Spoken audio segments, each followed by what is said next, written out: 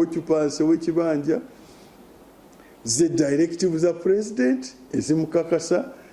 emugamba nti teweegula kubanga kikyo emugamba nti tonsalirako kapaati nompako kapa kubanga obunzi byekyange egamba nti bwoba oyagala okutunda willing buyer will seller bwoba ebyo byonna tobikoze oguza empewo egamba nti agoba Owekibanja akwatibwe avunaanibwe egamba nti oba yagobwa azibwe ng'amateeka bwe galagira egamba nti court order obezze kugoba Owekibanja esooka eyite mu RDC to scrutinize basically and see does it conform to the constitution or is it contrary, then it is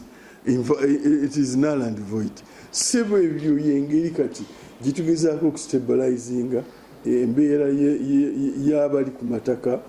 especially in Uganda ne outside Uganda. Nkulaze nti mu article mu section 59(1)A of the constitution togaba ttaka eririko omuntu oba authority eyebwero eteri mayiro ettaka lyonna eririko abantu district land board terigaba era bweba oba authority bwekubako forest authority oba uwa oba ki terigaba bweribako abantu terigaba bweriba erigabye. This section 59(1)A as amended section yegamba eyo bwoba okikoze in contradiction of 59(1)A eyo transaction is invalid, is null and void, ebanfu. Era waliwo section 91 of that same act ekyapa ekyo bwe kisalizibwamu. Bwe tutyo eggwanga lino President Museveni bwatu mu that legal framework mwakozeseza okustabilizinga ebyettaka mu ggwanga lino. Naye nkugambye buli bwe nkugambye okyalimu okyalina okclarifyinga without causing disharmony in society. Bwe nazaalibwa n'abansooka bwe bazaalibwa n'abakusooka n'abatusooka bwe twazaalibwa twasangawo amateeka 10. Erisooka ndowooza erisooka totanga mada sebo kakati tewaliwo bamadalinga n'olwaleero bamadalinga tobanga nina kakati babba kwegamba okumenya amateeka kujja kubeerangawo ekiseera kyonna okutuusa Yesu lwalijja n'atutwala mu nsi eri ensuubize. Simanyi oba naawe olina egatako nga tugenda mu nsi eri ensuubize naye ekiriwo ekiti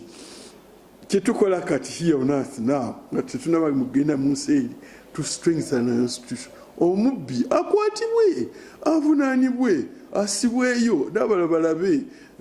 mukomere eyo waliyo reformatory methods eyo bamufuula omuntu omulungi agenda okudda eno wakola bw'oba atidde ate asse ekkubo ligamba maximum sentence murder is death hanging. Kakati nga lino togoba muntu ku ttaka ali ku kibanja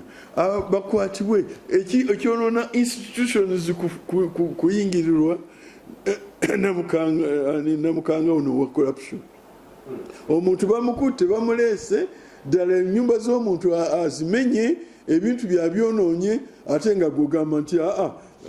mutadde ku police bond taddayo kulabika. Bono mwavu bano bamenyera baavu abamu tebajja kuddayo namuko ono waajira nga ate akola kesi kirala agenda okwezuula nga ate ono gwe bawobeeko yaddayo gwe bakwata nti isolated violence nagenda ewali nasanga ne bagaa nti lwaki mwakutta omuntu ono ng'ate ye trespasser ono gwe mwandikutte nti ono titwamukute it was threatening violence. Who threatened violence? Kwegamba kunyweza institutions abantu ababbi tebagenda kuggwawo. Nzijukira nnyo ndi mubuulizi wa njiri kyobola abantu falinga nnyo ku byenjiri. Oli Yesu yawa oli omukyala yamuwa obuwoowo oli omulala n'agamba nti senga twabutunze waakiri ne tuwa ssente abaavu. Yesu n'agamba nti abaavu muli nabo bulijjo abaavu tebagenda. Ekirala ekitundu ne kigamba nti bw'otukungulanga ebintu byolekangamu kubanga abaavu tebagenda kuggwa mu nsi. Kwegamba okwonoona tekujja kuggwa mu nsi. Let the institutions work oba bamukutte mukwate ayitemu obujulizi obuwe sisiale naye kati RDC bwagaana okukwata abantu ate neyekobaana DPC n'agaana neyekobaana noleeta bulesi take directive ya nti ate nabano abandi badde bakwata bakwate kugamba ekikulu fena kubanga ensi si ya muntu omu Yoweri Kaguta Museveni bwe baffe ba foot soldiers baatuma nga basamba mayanja nedda yaffe fena tukikwateko omanye oba watuukako ebungereza oba ne mu Amerika abantu abo baloopi buli muntu muloopi bw'oba yazze ku block yammwe buli muntu nga yabakubye ddala eze stranger here stranger yazze kuno tetumanyiwe gye yavudde tebamutugambye bw'aba ali wali n'awulira omwana nga akaaba nga yakubye dda somebody is abusing a child here ekiki naye wano si bifaako oyinza n'okulaba wali ng'eri ennyumba y'oli bagisenda nosirika mwattu ennyumba ye bagisenze nosirika singa bonna beekubira enduulu nagamba wano abanubbi nti mwekolemu vigilante group bwe mulaba azeemu mukubera enduulu mwenna nga muli wamu kubanga ekikwata kwomu kikwata ku balala bonna sebo kati gende ebombo wali tewali abakwatako era bangambye nti tujja kujja tukuwa ebirabo nembaga nti nze saagala birabo nze kukola mulimu gwa mukama wange naleeta bulesi message nokyo saagala kunsasulira message naleeta musasula oli nanyini message nolwekyo ensi abantu balina okumanya nti ensi yaffe ffenna stability y'eggwanga lino eri stability ya buli muntu alina obuvunaanyizibwa obwo okuba nti nno ebyemmundu byaggwa Saabalwanyi ensi yagirwanyisa n'emmundu ebisigalidde kati buli muntu kukozesa bigambo okukozesa kyalinaawo okukwatagana banne stability y'eggwanga ebeere nga weeri nga yaffe ffenna ye pulezidenti akoze ekiki amateeka agataddewo muloopa nagenda wamu ne baloopa DPC nga tebatya atudde awo ne bamugamba oyo yakutudde okumpi era nga sina kyakola kulagira nti mumukwate bamumuseeyo era gobwe era bwe kitubu kyakolewo naye abantu basirika busirisi ne bagamba nti pulezidenti ayambye akutaddemu naye tekigamba nti no tajja kujja era kati nze bwenkola oba ondaba gyengenda sigenda bwomu ngenda ne a whole spectrum of government agencies mba nazo kubanga it is a whole government approach sigenda nga nze samayanja Minister of State for Lands era oliawo Wulira ono avudde mu State House